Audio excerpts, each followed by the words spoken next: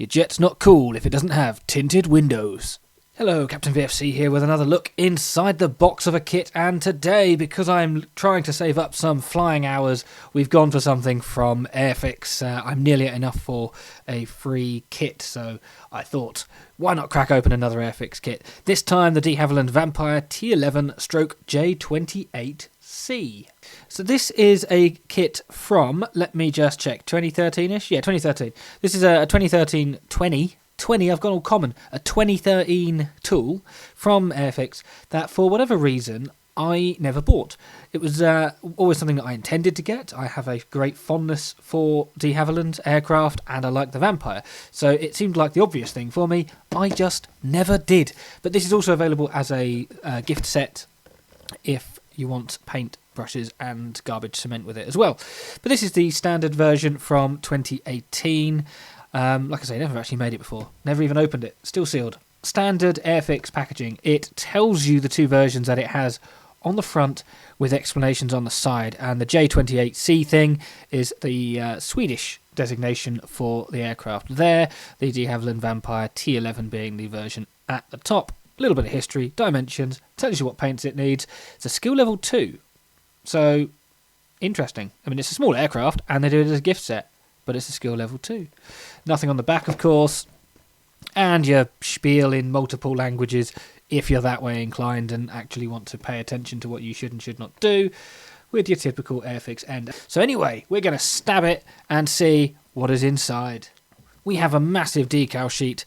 I'm going to move this out the way now so that I don't scratch it or anything, but look at it. Look at the size relative to the instructions or even the plastic bag. This is your money's worth right here.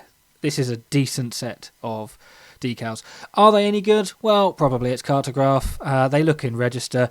Very, very bright day glow orange. You can really tell that is for the British one. And look at the poor little J28 down there. Tiny. Oh, it's even got some day glow on that as well. Nice. But yeah, we'll have a proper look at those when we come to build it. But they look fine. I'm not worried in any way. You have your standard Airfix instructions, this time only, by the looks of it, one large sheet. Yeah, that's it. Is it a skill level 2? That is just 17 stages. Well, there we go. 7 grams of weight. You know that I get obsessed with weight on tricycle undercarriage aircraft. 7 grams of weight. Remember that when you see me building it and I don't put 7 grams of weight in there, you can go, well, you knew about it because you recorded it for the internet. You idiot. Go and just do a better job. So anyway, nice, very, very, very simple. Assemble the fuselage bit, the wing bit and the twin booms. They're usually very easy to follow, and being only 10 years old, yeah, absolutely not concerned with them either. Colour call out. It's the Swedish one. I'm quite tempted by this, actually. I know the obvious choice is to go for the boom Dayglow orange, but do I really want to wrestle with those decals? Probably not. And even if I did make it, I'd just paint them probably, and then I'd have to Then I have to wrestle with masking tape and things, and I might. Haven't quite decided, but I'm leaning towards the simple Swedish one.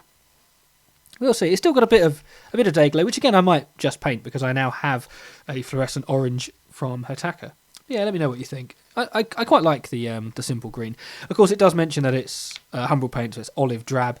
I'll do some research if I choose this option and try and work out if there is a better shade of olive drab. See what the internet suggests is more accurate. But either way, that looks alright. Looks nice.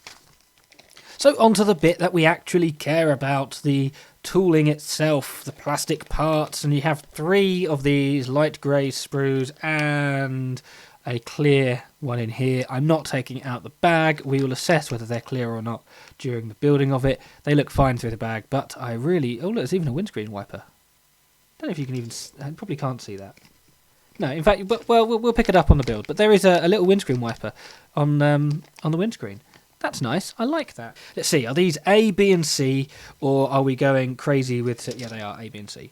Ah, Airfix, you're too conformist. You're supposed to go A, B, J, or A, B, 7, or something like that. Learn from KP. So we'll do it in order. Here's A. That's a dinky little thing, isn't it? What a cute little plane. Fuselage with a big hole in the bottom, which is presumably where the wing goes. Typical Airfix jet style, like the Messerschmitt 262 has this, the MiG-17F has this. The wheel bay, and the Provost, I think, the wheel bay is one separate part. Rather than having specific interior detail there, they've just created a little panel on the bottom. That's fair. There's nothing wrong with it doing it that way. It's just an observation. Interior. Oh, the tiny little rivet details. You're never even going to see them, and they're painted black. Still, you'd rather have it there and not need it than, for some reason, want tiny, unseeable rivets, wouldn't you? Beautiful wing. So sprue B, you got the seats. I'm looking carefully for any flash or short shots. There is neither. I don't know why I look for short shots now. I guess that some of the starter sets that they did for Aldi and Lidl have trained my brain to look for it, but certainly nothing here. Although the wing does feel a bit rough.